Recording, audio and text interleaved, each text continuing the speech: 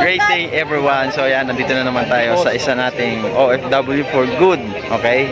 Dating DH but right now is nagkaroon ng sarili niyang resulta. So ngayon, tatanungin natin siya kung ano yung tip na mabibigay nila para magkaroon din sila ng resulta na katulad niya.